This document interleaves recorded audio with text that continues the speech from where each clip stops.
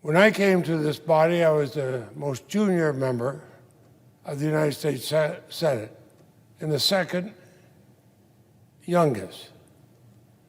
The youngest was a senator from Delaware who had been elected just 2 years before, Joe Biden. And I think the fact that we were the two youngest, we bonded over that. And got to know his family. I knew the tragedy he had when his first wife was killed, his daughter was killed, but he'd go home every day to make sure that he could put his sons to bed, be there with them. I don't know how many times, Mr. President, we'd be standing down there in the well.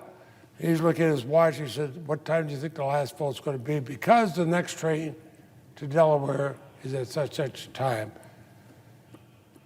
And he's like a marathon runner going out the door to make sure he got the train, which he did, to be home to take care of his children. And I remember how happy Marcel and I were when he met Jill. What a wonderful woman. Dr. Biden was everything you'd want in a first lady in this country.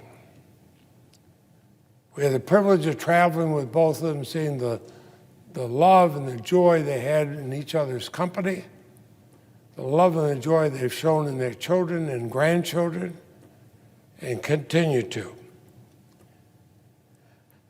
I watched Joe Biden with a sense of dignity as he ran for election to the presidency, an office he had hoped to hold, but probably thought he never would. I know that he had wanted to run 4 years ago, but it's too close to the time of losing his son, Bo. And I'd had the privilege of knowing Bo. In fact, the last time I talked to him was on the battlefields in Iraq where he was serving in combat for our U.S. military. I told him at that time, when I back on the plane, I'm going to call your father. I always do this if I meet a Vermonter in a war zone. I call their family and say they're doing well. And I'll call your dad and tell him. And I got on the plane and connected to the White House operator. And I remember then Vice President Biden coming on, laughing away. He said, "I know what you're going to say. I got an email from Bo." And I remember when Marcel and I stood there, tears coming down our face as we listened to President Obama and others eulogize Bo at his funeral. And we all felt as part of that family. And so the joy in the Leahy household when he was elected, not just a joy for the good of the country, but the joy of seeing a person who we know, love, and respect elected as president. And add to that the added advantage of Kamala Harris, one of our Senate colleagues here. I remember when Senator Harris came to the Senate, and I was so happy that she was going on Judiciary Committee because she'd been such a good prosecutor, such a good attorney general. She was a woman who didn't need to have much of an orientation. She knew exactly what she was doing.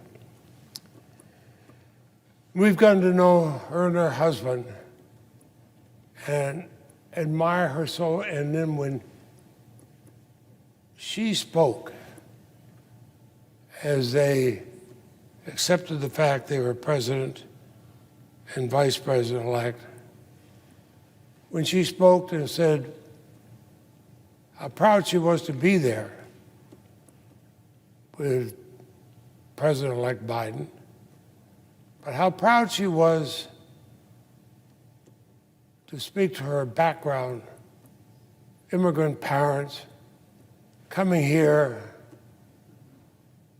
the different races shown in her background, and what she's saying to, as she said, women everywhere, But I'd say also what she shows to young women, those not old enough to vote, like my granddaughters, and they can look at that and say, that shows everything is open.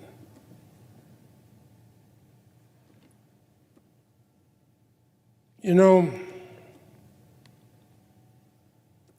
I come from a state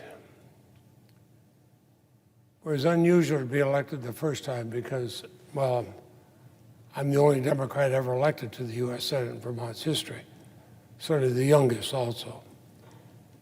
I wasn't supposed to win. We were overwhelmingly Republican state, then we've become now one of both parties. Our last election, for example, our Republican governor this year, in the last few days, our Republican governor won overwhelmingly. And Molly Gray, a young woman that started out as an intern in my office but at the University of Vermont, she won comfortably, by a comfortable margin, as a Democrat. But also our Republican governor said on election day, for the good of the country, to stop the dissension, to lower the kind of rhetoric we were hearing, he was going to vote for Joseph Biden. Now, I mention that just as a microcosm in our state. But to go back to just a purely personal thing, Marcel and I prayed for that day. We were so happy to see our friends. We were so happy to know they were there. And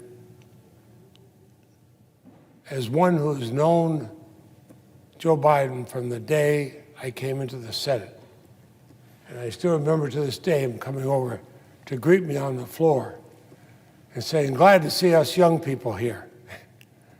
I was about a year or so older than he. And we were sitting in kind of the junior role. And that friendship has lasted ever since. I know Joe Biden.